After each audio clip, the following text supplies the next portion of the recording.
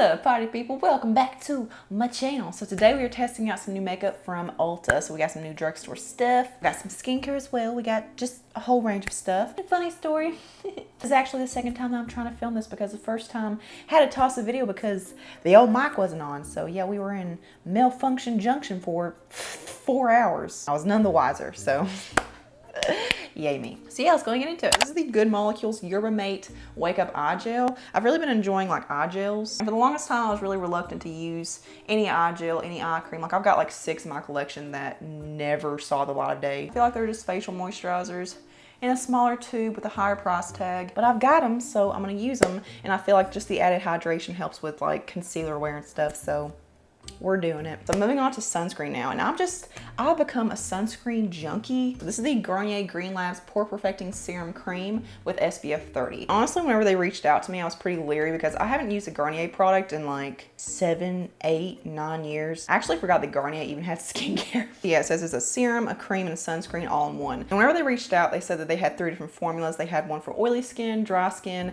and then one that was more of a brightening formula. So I guess it has vitamin C in it. But much to my surprise, this is one of the best sunscreens I've ever put on my face. But when I tell you that it makes my skin glow to the gods, like it's whole new level. But yeah, Garnier sent this one to me, but I loved it so much that I went out and bought this one just to compare to see if they're both like freaking out of this world. Yeah, it just comes in a little pump, and it's actually really nice because you can turn it to where you can turn it off to where it's not gonna like if you want to travel with it, it's not gonna leak out, but it doesn't leave behind any kind of white cast or ashiness. Like it just sinks right in, just like a normal moisturizer. Yeah, as you can see, it takes very little time to work it into the skin. Like it just melts, like it just, look at that. Glass skin who? Glass skin what? Just wish it was SPF 50. Moving on to the one that I got myself. This is the Hyaluronic Repumping Serum with hyaluronic acid and watermelon. And again, it's SPF 30. They're all SPF 30. It's for dehydrated skin and fine lines. So yeah, this one's gonna be more for dry skin, and then this one's more for oily combination skin. Consistency and texture wise, this feels the exact same way as the other one, but this one definitely does feel more greasy on my skin. Like I can physically feel a difference right here, like not even touching them. Like I can just feel a difference. Like this side,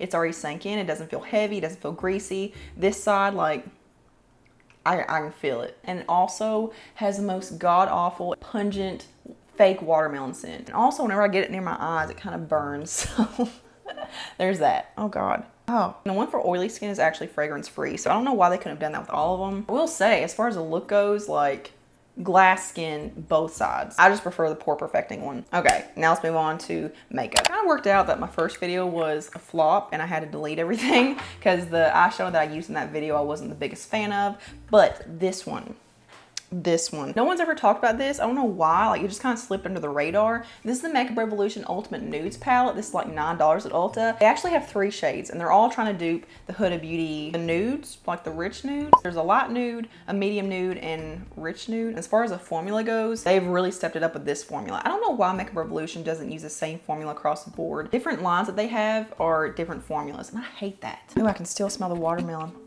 So the first thing I'm gonna do is go into this matte, what is that? Like a toned down, like mauve-y, dusty mauve. I'm just gonna use that as my transition shade. Pigmentation is there. Blendability is there. Smoothness, check, check, check. They're all there. Let's go into this middle shade right here, which is a matte, like mid-toned mauve-y rose. I'm just gonna start this in the outer V, kind of make like a wing shape, and then swing it up into the lower crease once I get all the product off my brush. God, this side of my face feels so like sweaty and greasy. Like this side, we're Gucci. And on this side, it's like, oh, hell's bells, the devil must be in town. But yeah, you kind of have to be careful with these because they're not sheer at all. And if you aren't careful, then you can, you know, end up like this eye, the bad eye. Does everybody else have a wonky eye or is it just me? Like this eye always looks so much more pristine and just, oh, a makeup artist did this side, and this side it's like, oh, my 2-year-old monkey did it. I'm gonna blend that out with that big fluffy brush and just kind of diffuse the color a little bit because it's getting a little out of hand here. Now let's go into this shade right here, which is a deeper matte, like reddish. Yeah, again, I'm just gonna keep this more along the lash line in the outer V. Kind of like liner in a way, like a smudged out smoky liner. Now I'm gonna go into this deeper, like matte, mauve-y, brownish. And again, I'm just gonna keep this right next to the lash line. I'm gonna go into this shade right here, which is the shimmery maroon. And I'm gonna use that to line my lash line. Yeah, I'm gonna do my little fox eye thing and just keep this towards the outer half. So from the center to the outer corner. So let's go into this shade right here, which is a very like, it doesn't even look like super shimmery. It just looks more like a sheen kind of color. I'm just gonna keep it right on. Oh man, I feel like I kind of ruined it. I should have kept it all matte. I'm gonna take one of those brushes I use with one of the dark red shades and just kind of fluff right over that just to kind of tone it down because I don't want it to be super noticeable. I just want to add a very subtle pop. I think my Too Much Gene got the best of me again. So I have these new eyeliner pencils from Maybelline. These are the Tattoo Studio Smoky Gel Pencils, which they're just a retractable pencil with like a little smudge stick, and you take this out and you can sharpen it too. When are brands gonna realize that no one's using these smudge sticks? Like, we've got brushes now, brushes. So I have 3 shades. I have Smoky Black, Smoky Brown, and Smoky Gray. I actually have more shades. I have the entire collection, but yeah, I can't find them. Here's a black shade. Look at that. Oh, intense, rich, pigmented, all the good things. I've been more into brown shades lately. So here's the dark brown.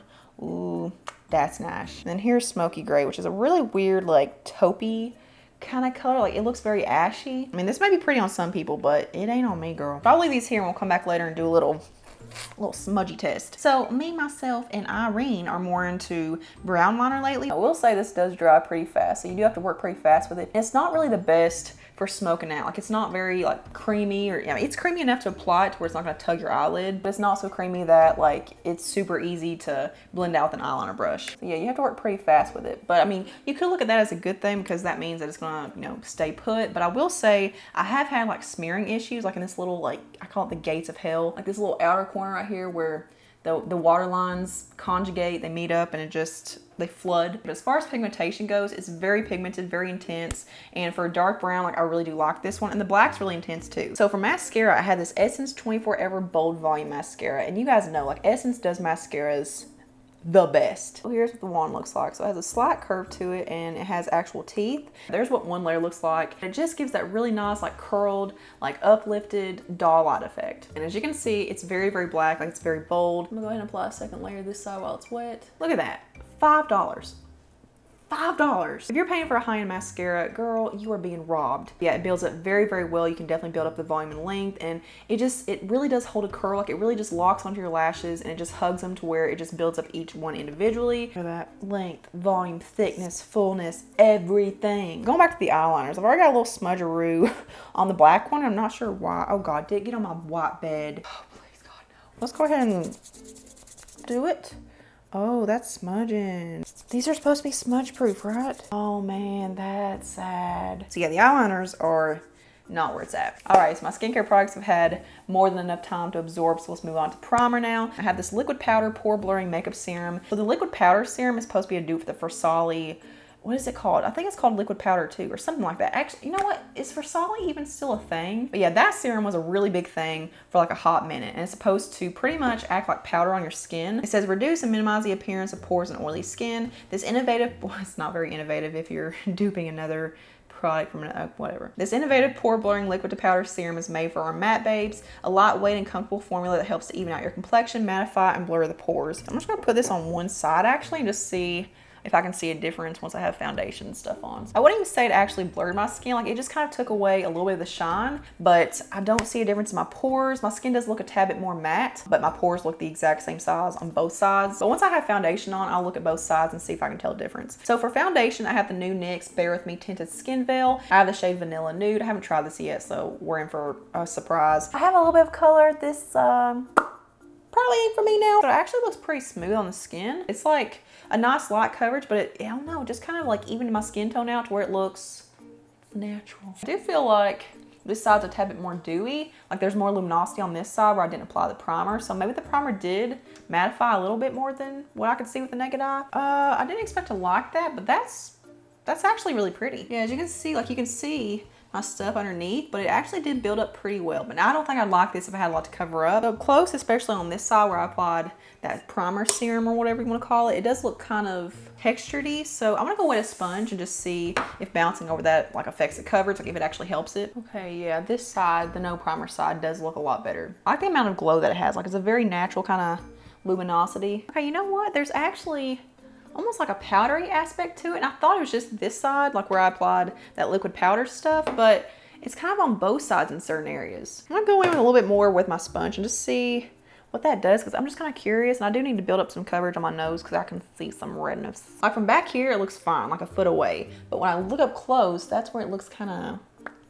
kind of porous. I might do a wear test today. I really don't know. I have no plans, but right now it's 5:16. So we'll say 5:15 for our check-in time in case we do a check-in. All right, so shoot.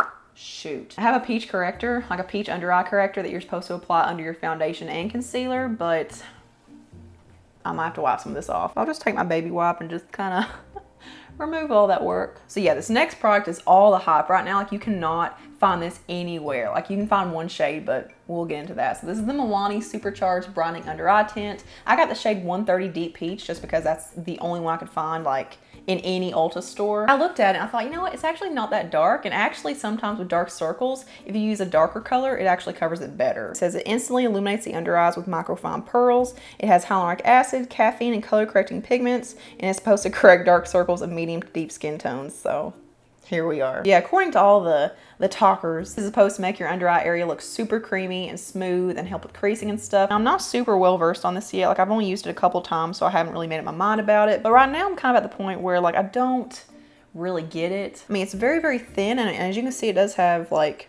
some luminosity to it, so it's not like a flat, like matte kind of finish where it's gonna be drying or anything. But I mean, we'll go into my concealer and we'll play it by ear. I actually probably should have only done this on one side. I suck. This is the Makeup Revolution Eye Bright Illuminating Under Eye Concealer with vitamin C. The shade that's getting a lot of hype is the deeper shade that's supposed to be a dupe for the Charlotte Tilbury Contour Wand. You can't find it anywhere. It's sold out at pretty much every Ulta in my area. I decided to try the lighter shade for concealer just to see if I actually like the formula. So it does have the same kind of like sponge tip applicator as the Charlotte Tilbury ones. I will say this has reignited my love for sponge tip applicators. I just love how easy and effortless it is. And what's so cool about this is that the sponge tip pretty much blends it out for you. Like there's very little work to do, but I get it. Like it's so thin and nice, and it's like a medium coverage. Look at that. It just looks so like illuminated and just it looks really nice. Okay, so I have something else to show you guys, but it's not like a new product from Ulta or anything. But because the Charlotte Tilbury Contour Wand is like all the rage right now, and the Makeup Revolution one, like I think it's called Deep Caramel, it's so hard to find it. It's one with a neutral undertone. I decided to give this one a whirl because this is also a sponge tip applicator, and no one's thought about this one yet. So this is the NYX Born to Glow Radiant Concealer. I got the shade Walnut, which I'm not confident in this because it looks pretty dark, but I also got the shade Mahogany, which is a lot more at my alley, but it's just a little bit, I don't know, it's kind of warm. It works, but it's kind of warm. So I haven't tried the Walnut shade yet, so let's do that today. Yeah, here's what it looks like. So it's not as like soft and puffy of a sponge tip applicator, but it's a sponge tip, and that's what people care about right now. I will say it is darker than the Charlotte Tilbury one. I just couldn't find a shade that was just like that one in this line. Like I looked online, I looked in store, like I couldn't find one. This is the closest I found to it. So we'll use Walnut on this side. Oh, it's dark. Okay, you know what? I think that worked. I'm gonna go in my sponge though and just kind of blend around the edges just to kind of soften the harshness. Okay, so I'm gonna go into Mahogany on the other side. Actually, let me swatch it first. So yeah, as you can see, like they call this a neutral undertone. It's definitely not as scary as the other one. Like I can be a little bit more liberal with it. It's not one that dries so fast where you have to work like Speedy Gonzalez with it. I don't know which one I like better though. Like I like them both. Like even though I don't really like the shade of Mahogany, whenever I swatch it and look at it, like I actually kind of like it on my skin. It looks more like a bronzer shade. I'm all about it. Okay, so for blush, I don't have a new one necessarily. I mean, I think this is newer. This is the BH Cosmetics Weekend Vibes Bellini 6-color blush palette. And normally I'm not into blush palettes, but for some reason, this one in the shade selection just, I don't know, like I've really been into like peachy coral shades. They're all matte, which typically I like something that has, you know, some shimmer to it, but I mean, we can evolve a little bit. So yeah, they're all very, very pigmented, very buttery. So yeah, there's all 6 now. Oh, it's kind of like, I can't get it straight. I'm gonna mix this one right here in the middle and this like brighter orange up here. It's very, very smooth and it blends on really easily. And even though they're pigmented, it's not like scary pigment. Look at that. It's like, oh, I just went outside. I just got a little sun kiss. Oh, I'm a little flushed. Let's mix in a little bit of this shade up here called Life's a Peach, because why not? Why not take crazy chance? Ooh, and yes, we did. But it's a good thing we haven't applied setting powder yet, because we can fix it. So for highlighter, I had the Catrice More Than Glow highlighter, and I had the shades Supreme Rose Beam and Beyond Golden Glow. So yeah, we got a more golden one and a more pink one. So yeah, here's Rose Beam and then here's Golden Glow. But as you can see, they're both so pretty metallic and just foiled looking. So yeah, Rose Beam and then Golden Glow. But these are super pigmented and just so buttery and soft. Let's apply Supreme Rose Beam. I mean, you can really buff it into the skin and it makes it look more natural and it doesn't look too like stripy. So yeah, even though I don't really like pinky highlighters, that's actually really pretty. Now Golden Glow.